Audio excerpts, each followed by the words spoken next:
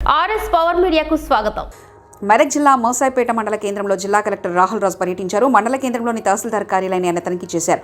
పలు రికార్డులను పరిశీలించారు. ధరణి సమస్యలపై వివరాలు అడిగి తెలుసుకున్నారు. ధరణిలో నెలకొన్న సమస్యలను వెనువెంటనే పరిష్కరించాలని సిబ్బందికి సూచించారు. పక్కన ఉన్న అంగన్వాడీ కేంద్రం, ప్రాథమిక పాఠశాల, పశు వైద్యశాలను కలెక్టర్ సందర్శించారు. అంగన్వాడీ కేంద్రంలో గర్భిణీ స్త్రీలు, బాలింతలు, చిన్నపిల్లలకు అందిస్తున్న పౌష్టికాహార విలువలు పరిశీలించారు.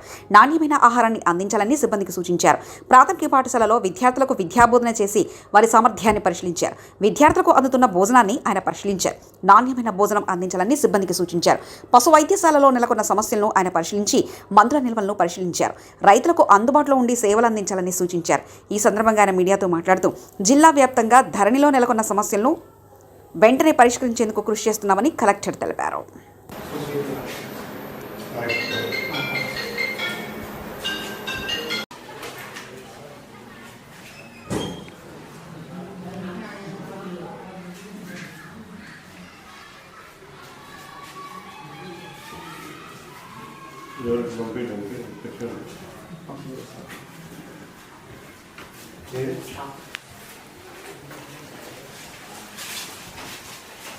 ఎవరైనా ఎక్కడ చేస్తున్నారు?